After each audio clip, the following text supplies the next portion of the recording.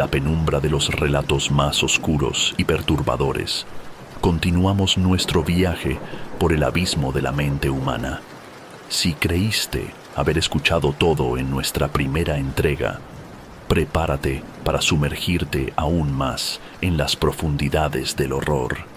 En esta segunda parte, desentrañaremos 6 nuevas historias de asesinos en serie que dejaron una estela de muerte y terror en su camino. Desde los oscuros callejones de Nueva York hasta las desoladas granjas de Laporte, estas son las mentes más retorcidas y los crímenes más espeluznantes que el mundo ha conocido. Son 6 historias de los asesinos en serie más famosos de todos los tiempos. El último relato asegura haber matado a más de 100 personas. Quédate hasta el final del video para no perderte ningún detalle. Comencemos. Bienvenido a un nuevo video de tu canal Sombras de lo Insólito. Si eres amante de lo paranormal, los crímenes más escalofriantes y todo aquello que desafía la lógica y la realidad, este es tu lugar. Cada semana te llevaremos a través de relatos que te pondrán los pelos de punta, historias de sucesos inexplicables y casos reales que desafían la imaginación. Así que, si estás listo para enfrentar lo desconocido y explorar los secretos más oscuros de nuestro mundo, suscríbete ahora y activa las notificaciones para no perderte ni un solo detalle. Únete a nosotros en este viaje aterrador y emocionante. Continuemos. Relato número 1. Albert DeSalvo, el estrangulador de Boston. La noche envuelve a Boston, una ciudad que se encuentra a merced de un asesino invisible. Soy Albert DeSalvo, conocido como el estrangulador de Boston. Durante los años 60, sembré el terror en las calles de esta ciudad, dejando un rastro de muerte y misterio que aún resuena en la memoria colectiva. Todo comenzó en 1962. Las noches en Boston eran tranquilas, hasta que decidí que era el momento de actuar. Mi primera víctima fue Anna Slesers, una mujer de 55 años. La seguí hasta su apartamento y una vez dentro la estrangulé con su bata de baño. Recuerdo claramente la adrenalina que sentí, la sensación de control absoluto mientras apretaba mis manos alrededor de su cuello. Su vida se desvaneció en mis manos y con su muerte empezó mi siniestra serie de asesinatos. Mis métodos eran simples pero efectivos. Observaba a mis víctimas, generalmente mujeres solitarias, y encontraba la manera de entrar en sus hogares sin levantar sospechas. A menudo me hacía pasar por un trabajador de mantenimiento o un vendedor. Una vez dentro, las sometía a una muerte lenta y dolorosa, dejando sus cuerpos en poses posesivas y humillantes. El asesinato de Anna Slesers fue solo el comienzo. En los meses siguientes, asesiné a varias mujeres más, todas de diferentes edades y condiciones sociales. Cada crimen era una nueva oportunidad para perfeccionar mi técnica. Mary Mullen, de 85 años, Nina Nichols, de 68, Helen Blake, de 65. Todas cayeron bajo mi dominio. Recuerdo a cada una de ellas. Mary, con su fragilidad, fue una víctima fácil. Nina, en cambio, intentó resistirse, pero pronto cedió bajo mi fuerza. Helen, la más joven de este grupo, mostró miedo en sus ojos hasta el último momento. Cada estrangulamiento era una coreografía de muerte que ejecutaba con precisión. Lo que pasaba por mi mente en esos momentos era una mezcla de excitación y frialdad. Me veía a mí mismo como un depredador, un cazador en la jungla urbana de Boston. El poder sobre la vida y la muerte me embriagaba, y cada crimen aumentaba mi sensación de invulnerabilidad. Mi habilidad para engañar y manipular a mis víctimas fue clave en mi reinado de terror.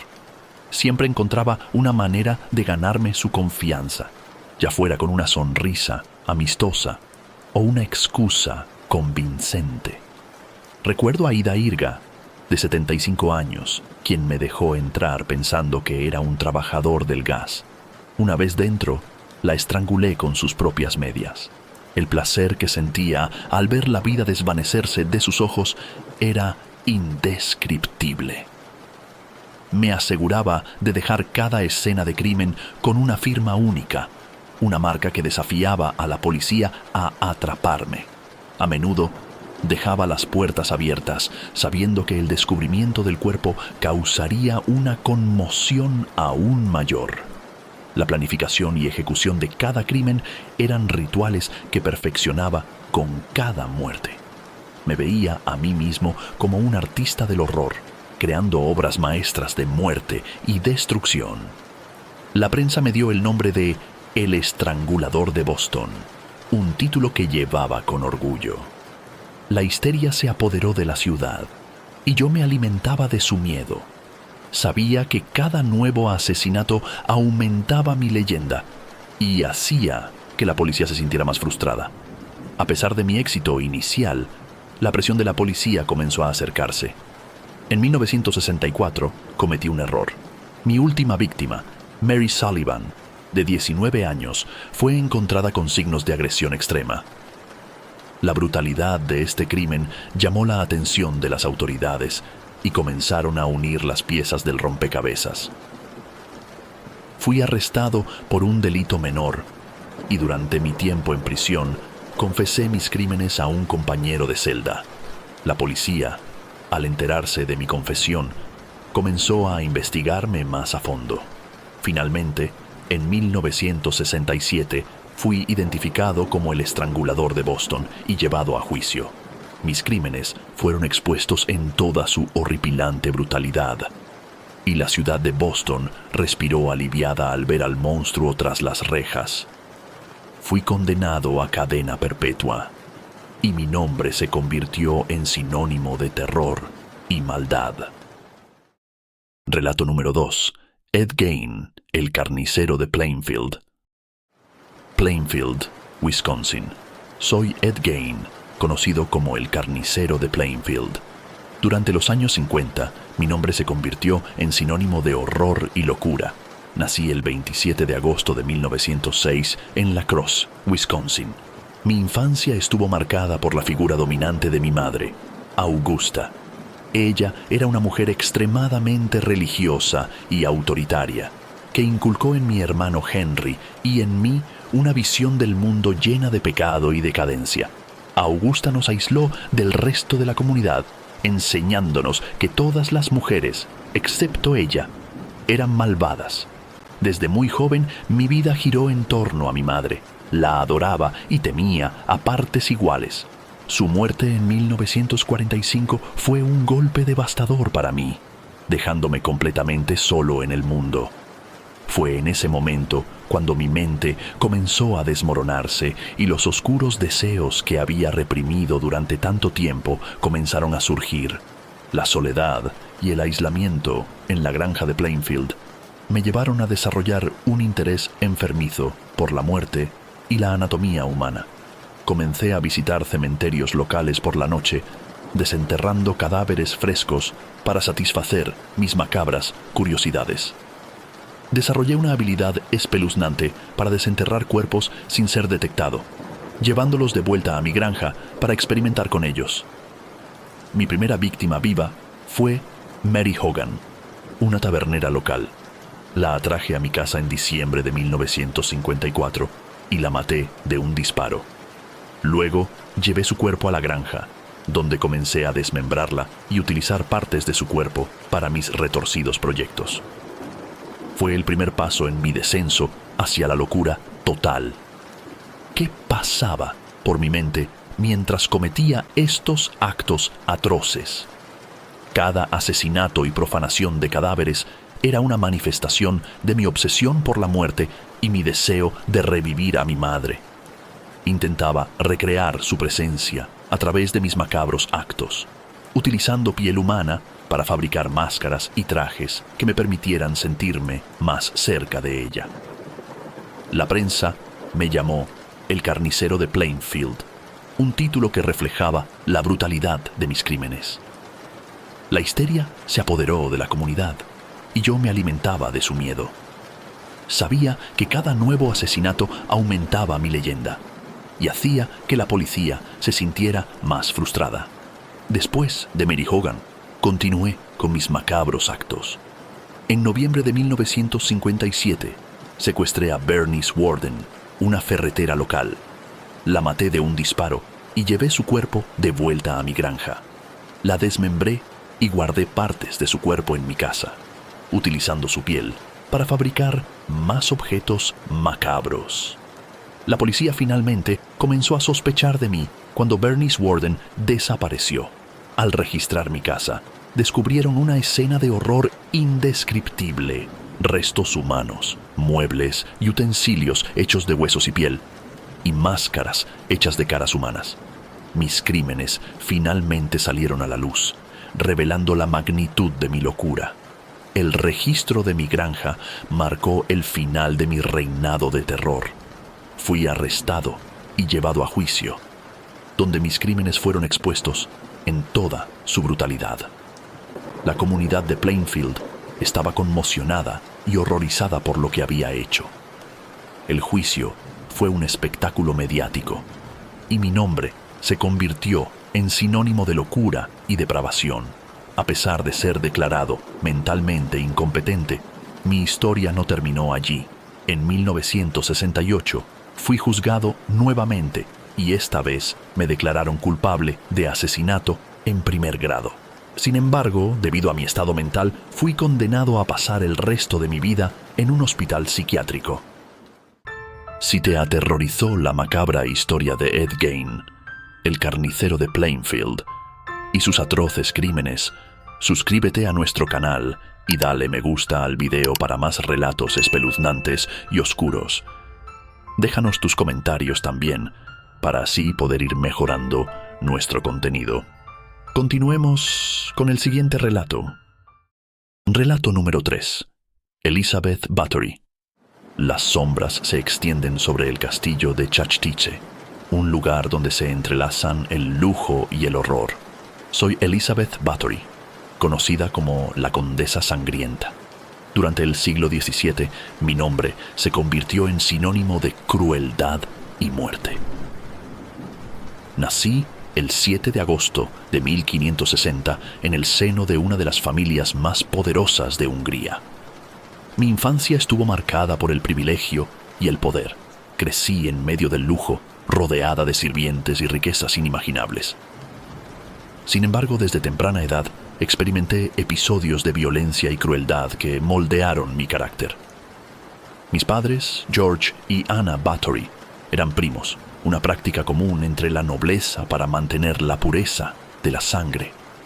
Sin embargo, esta consanguinidad también trajo consigo enfermedades mentales. En mi familia había antecedentes de brutalidad y locura, lo que sin duda influyó en mi desarrollo. A los 15 años me casé con Ferenc Nadasti, un noble militar conocido como el Caballero Negro, debido a su crueldad en el campo de batalla. Nuestro matrimonio fue arreglado, como era costumbre, y me trasladé a su castillo en Sarvar. Ferenc y yo compartíamos un gusto por la disciplina y el castigo. Durante sus frecuentes ausencias, me encargaba de la administración de nuestras propiedades con mano dura. Cuando Ferenc murió en 1604, algo oscuro dentro de mí comenzó a desatarse. La soledad y el poder absoluto sobre mis dominios despertaron en mí deseos insaciables y crueles. Mis primeros crímenes fueron cometidos en secreto, aprovechando mi posición y el aislamiento de mi castillo. Empecé con jóvenes sirvientas, niñas campesinas traídas al castillo bajo la promesa de trabajo. Las torturaba y las mataba con una frialdad escalofriante.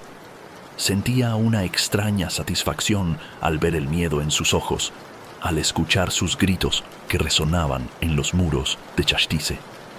Lo que pasaba por mi mente en esos momentos era una mezcla de poder y control. Me veía a mí misma como una diosa de la muerte, decidiendo quién vivía y quién moría. Los métodos que utilizaba eran tan variados como crueles, desde el simple apuñalamiento hasta la tortura prolongada con hierros candentes y látigos. Cada grito, cada súplica me alimentaba, reafirmando mi dominio absoluto. La crueldad se convirtió en mi rutina diaria. Inventé formas de tortura que prolongaban el sufrimiento de mis víctimas. Las sumergía en agua helada, las quemaba con hierros candentes, las dejaba morir de hambre o las golpeaba hasta la muerte.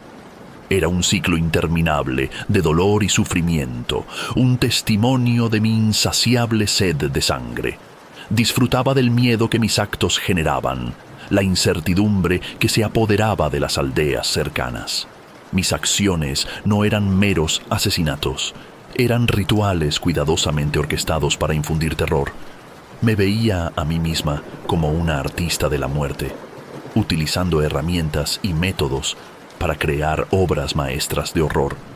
La precisión y la brutalidad de mis actos no eran el resultado de la casualidad, sino de un conocimiento profundo de cómo infligir el máximo sufrimiento sin matar de inmediato. Cada víctima era un lienzo en blanco que yo transformaba en una representación de mi poder. La sangre se convirtió en mi obsesión. Creía que bañarme en la sangre de las jóvenes me otorgaba juventud y belleza eternas. Este macabro ritual me daba una sensación de inmortalidad, un vínculo perverso con la vida que arrebataba. La sangre, caliente y vital, se convertía en el elixir de mi eterna juventud. A medida que mi sed de sangre crecía, también lo hacía la magnitud de mis crímenes. Las desapariciones de jóvenes comenzaron a ser más frecuentes y notorias. La leyenda de la condesa sangrienta se extendía, y la gente empezaba a susurrar sobre las atrocidades que cometía en mi castillo. Mis sirvientes y cómplices, como Ana Darbulia y Ersi Majorova, me ayudaban a capturar y torturar a mis víctimas. Las jóvenes eran llevadas a cámaras de tortura ocultas, donde eran sometidas a tormentos indescriptibles antes de morir. A menudo bebía su sangre, convencida de que me otorgaba juventud y belleza eternas. Era un ritual macabro que realizaba con una frialdad aterradora. El castillo de Chachtiche se convirtió en una casa de los horrores. Las paredes estaban impregnadas de la desesperación de las jóvenes. Los gritos de las víctimas resonaban en los pasillos, pero mi sed de sangre no podía ser saciada. El poder que sentía al controlar sus vidas y sus muertes era intoxicante, una droga que no podía abandonar. Mi caída comenzó en 1610, cuando las desapariciones y muertes atrajeron la atención del rey Matías II de Hungría. Envió a su paladín, György Thurzó, para investigar las acusaciones. Thurzó y su equipo llegaron a mi castillo y descubrieron una escena de horror. Cuerpos mutilados, jóvenes agonizando y rastros de sangre por todas partes. Fui arrestada y llevada a juicio. Durante el proceso, mis crímenes fueron expuestos en toda su brutalidad. Se estimó que había asesinado a más de 600 jóvenes, aunque el número exacto nunca se sabrá con certeza. Mi poder y riqueza no pudieron protegerme del castigo que merecía. En el juicio, intenté defenderme, alegando que las acusaciones eran falsas, fruto de la envidia y la traición. Sin embargo, las pruebas eran abrumadoras. Los testimonios de mis sirvientes y de las sobrevivientes dejaron claro que yo era la mente maestra detrás de los atroces crímenes. Fui condenada a cadena perpetua y encarcelada en una pequeña celda en mi propio castillo. Las ventanas fueron tapiadas y pasé mis últimos días en completa oscuridad, reflexionando sobre los horrores que había cometido. Relato número 4. Belganes. En las tranquilas tierras de Laporte Indiana, se esconde una historia de horror inimaginable. Soy Belle Gaines, conocida como la viuda negra de Laporte. A lo largo de los años, tejí una red de engaños y muerte que dejó una marca indeleble en la historia del crimen. Nací el 11 de noviembre de 1859 en Selbu, Noruega, como Brynhild Paulsdatter Storset. Mi infancia fue dura, marcada por la pobreza y la lucha diaria por la supervivencia. A los 21 años, emigré a Estados Unidos en busca de una vida mejor. Cambié mi nombre a Belle para adaptarme mejor a mi nuevo entorno. Me establecí en Chicago, donde me casé con Mats Sorenson. Nuestro matrimonio no fue feliz, y pronto comencé a buscar formas de mejorar mi situación. Mi mente comenzó a idear planes para asegurarme un futuro cómodo, sin importar el costo. Mi primer crimen ocurrió cuando Mads murió repentinamente en 1900. La causa oficial de su muerte fue un fallo cardíaco, pero en realidad lo envenené para cobrar el seguro de vida. Este primer asesinato despertó en mí una sed de poder y control que no podía ignorar. El dinero del seguro me permitió mudarme a Laporte, Indiana, y comprar una granja. Una vez en Laporte, comencé a atraer a hombres solteros con anuncios matrimoniales en los periódicos. Les prometía amor y compañía, pero en realidad planeaba asesinarlos para robarles sus bienes. Los hombres llegaban a mi granja, confiados y esperanzados, solo para encontrar una muerte brutal. Disfrutaba del proceso de manipulación en cada asesinato, de hacer que mis víctimas confiaran en mí solo para traicionarlos en el último momento. Mis acciones no eran meros asesinatos, eran rituales cuidadosamente orquestados para infundir terror. Me veía a mí misma como una maestra del engaño, utilizando mi astucia y encanto para atraer a mis víctimas. Una vez que estaban en mi granja, los drogaba con cloroformo y luego los mataba a golpes o con veneno. Después, desmembraba sus cuerpos y los enterraba en mi propiedad. Cada muerte era una obra maestra de crueldad y precisión. A medida que mi sed de sangre crecía, también lo hacía la magnitud de mis crímenes. Las desapariciones de hombres comenzaron a ser más frecuentes y notorias. La leyenda de la viuda negra de Laporte se extendía y la gente empezaba a susurrar sobre las atrocidades que cometía en mi granja. Mis cómplices, como Ray Lanfere, me ayudaban a deshacerse de los cuerpos y a ocultar las pruebas. La granja se convirtió en un cementerio secreto, con los restos de mis víctimas enterrados en fosas comunes. La adrenalina que sentía al ver desaparecer a un hombre y tomar su dinero me hacía sentir invencible. En 1908, un incendio arrasó mi granja, delatando mis actos atroces. Entre los escombros se encontraron los cuerpos de mis hijos adoptivos y el de una mujer decapitada que inicialmente fue identificada como yo. Sin embargo, la policía pronto descubrió las fosas comunes en mi propiedad, revelando la magnitud de mis crímenes. Fui arrestada. Durante el proceso, mis crímenes fueron expuestos en toda su brutalidad. Se estimó que había asesinado a más de 40 personas. Mi poder y riqueza no pudieron protegerme del castigo que merecía. Si te estremeció la oscura historia y la forma de cómo Belle Gaines utilizó el engaño para cometer sus crímenes, suscríbete. Esta comunidad está creciendo muy rápido gracias a tu apoyo. Espero que te suscribas. Sigamos con el siguiente relato. Este relato espeluznante no te dejará indiferente. Así que escucha con atención esta macabra historia. Relato número 5. David Berkowitz, el hijo de Sam. Las noches de Nueva York se tiñeron de terror en los años 70. Soy David Berkowitz, conocido como el hijo de Sam.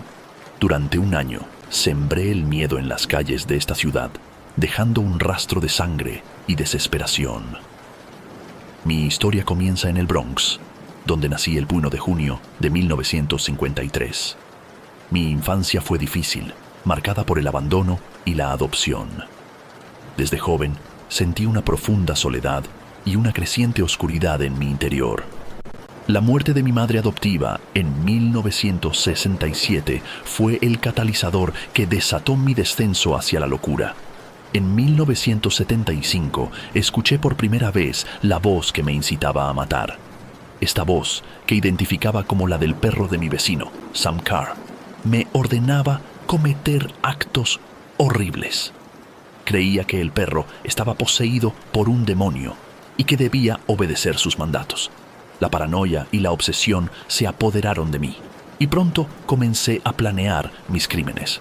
El 29 de julio de 1976 cometí mi primer asesinato.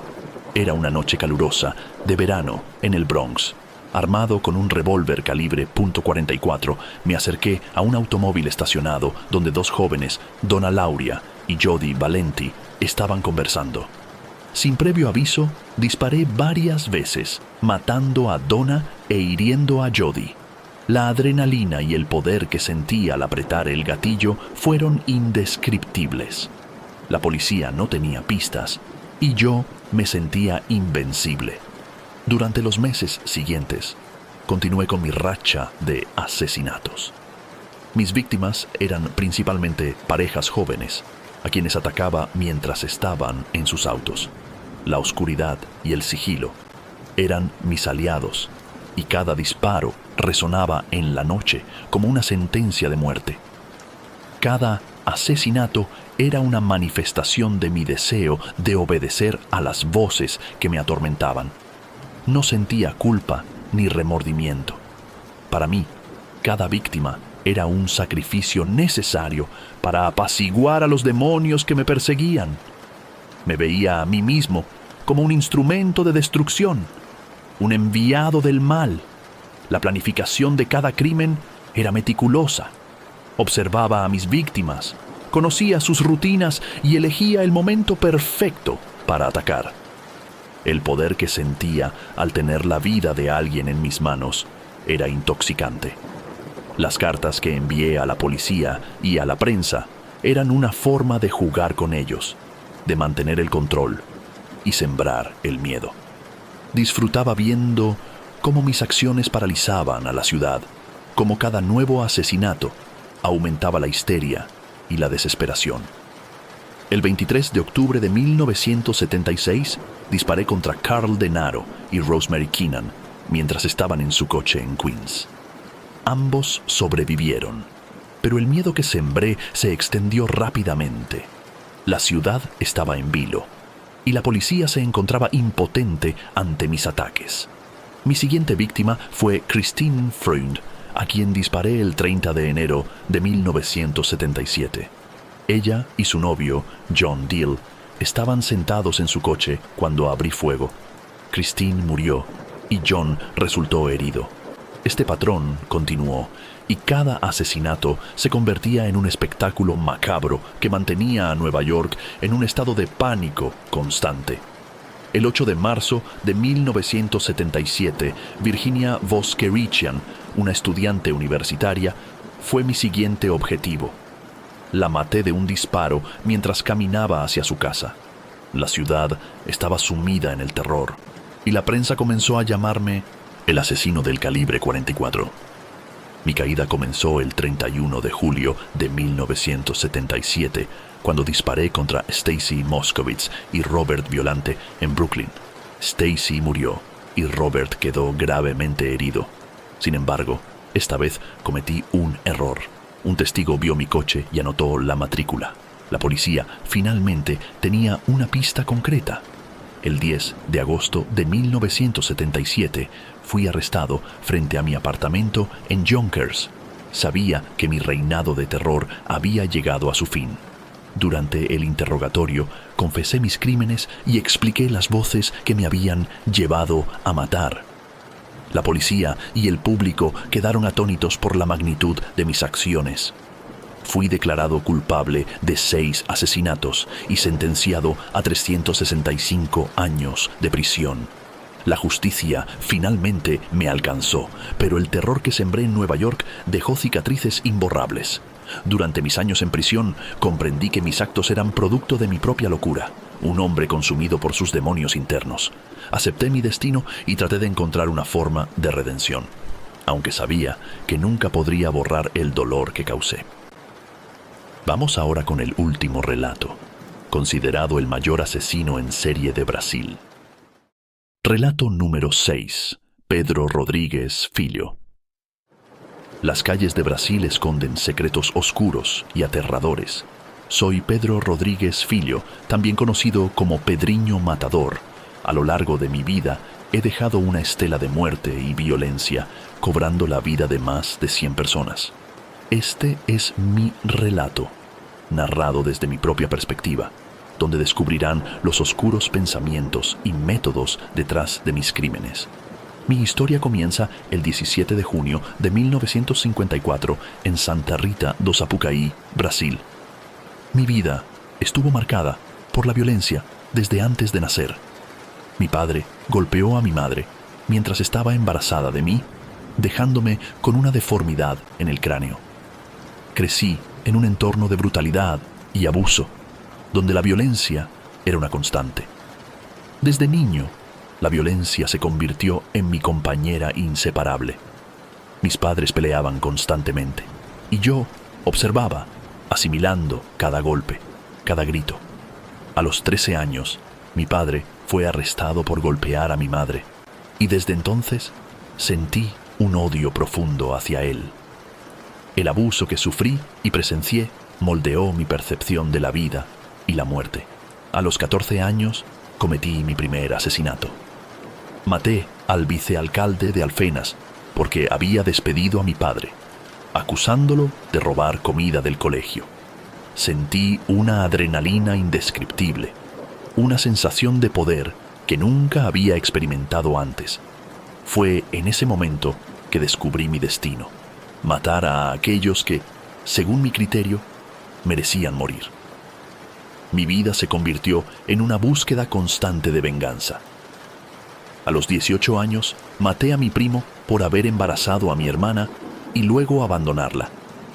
La venganza era mi motivación principal, una fuerza que me impulsaba a actuar sin remordimiento.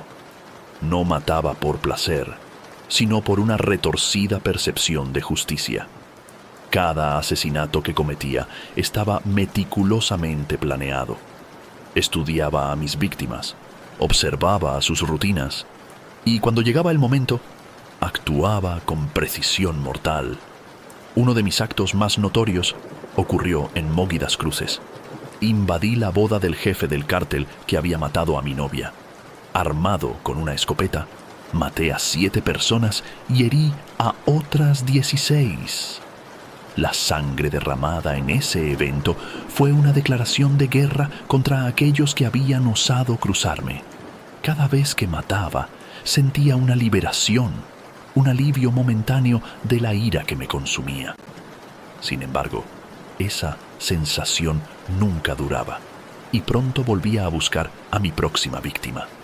Mi mente estaba atrapada en un ciclo interminable de violencia y venganza. Cada asesinato era una reafirmación de mi poder y control. No sentía culpa ni remordimiento. Para mí, cada víctima merecía su destino. Mi mente estaba envuelta en una niebla de violencia y venganza, donde cada muerte era un acto de justicia personal. Me veía a mí mismo como un ejecutor, un juez que impartía su propia versión de justicia. La adrenalina que sentía al matar era adictiva. La vida de una persona no tenía valor para mí. Solo importaba mi misión de eliminar a los que consideraba indignos de vivir. Cada asesinato era un recordatorio de que yo tenía el control, de que nadie podía desafiarme y salir ileso. La preparación para cada crimen era meticulosa. Investigaba a mis víctimas, conocía sus debilidades y miedos, y usaba esa información para asegurarme de que no tuvieran ninguna oportunidad de escapar. Mi objetivo no era solo matar, sino infundir terror. hacer que mis víctimas supieran que su destino estaba sellado. A lo largo de los años, mi lista de víctimas creció. Asesiné a traficantes de drogas, violadores, asesinos y cualquier persona que, según mi criterio, merecía morir. Mi método era directo y brutal. Una bala en la cabeza, una puñalada en el corazón. No dejaba espacio para el arrepentimiento ni la duda. En 1973 fui arrestado y enviado a prisión, donde continué con mi racha de asesinatos. Dentro de la cárcel maté a más de 47 prisioneros. Cada uno de ellos había cometido crímenes que yo consideraba imperdonables. Me convertí en un juez y verdugo dentro del sistema penitenciario, ganando una reputación temible entre los internos. La cárcel se convirtió en mi nuevo terreno de caza. Los guardias y otros prisioneros me temían. Sabían que era capaz de matar sin previo aviso. La violencia dentro de la prisión solo fortaleció mi determinación. Sentía que estaba haciendo lo correcto, limpiando el mundo de personas malvadas, incluso si eso significaba manchar mis propias manos con sangre. A pesar de mi éxito inicial en la cárcel, las autoridades finalmente comenzaron a notar la magnitud de mis crímenes. En 2003 fui condenado a más de 400 años de prisión. Sabía que nunca saldría libre, pero mi misión no había terminado. Continué matando dentro de la cárcel, manteniendo mi reinado de terror. La caída fue inevitable. El sistema penitenciario no podía tolerar mis acciones indefinidamente. Fui aislado y vigilado de cerca. Pero mi nombre ya había dejado una marca indeleble en la historia del crimen en Brasil. Era un símbolo de la violencia desenfrenada y la justicia retorcida. Mi aislamiento me dio tiempo para reflexionar. Comencé a entender las profundidades de mi propia locura. Me di cuenta de que era un producto de mi entorno, moldeado por la violencia y la brutalidad desde el nacimiento. Aunque nunca me arrepentí de mis acciones, empecé a ver la tragedia de mi propia existencia. Tras cumplir una pena de 42 años en prisión, quedé en libertad en 2018 y comencé una segunda vida en redes sociales, donde conseguí miles de seguidores mostrando mi día a día o comentando sobre crímenes famosos. En marzo del año 2023 fui asesinado en la zona metropolitana de Sao Paulo. Mi historia, la de Pedro Rodríguez Filho, también conocido como Pedrinho Matador, es un relato aterrador de venganza, poder y locura. Mis crímenes dejaron cicatrices imborrables en las vidas de mis víctimas y en la memoria de Brasil. Gracias por acompañarnos en la exploración de estos casos. No olvides suscribirte, activar las notificaciones y dejar tus comentarios. Hasta la próxima, cuando nos adentremos juntos en otro capítulo de Sombras de lo Insólito.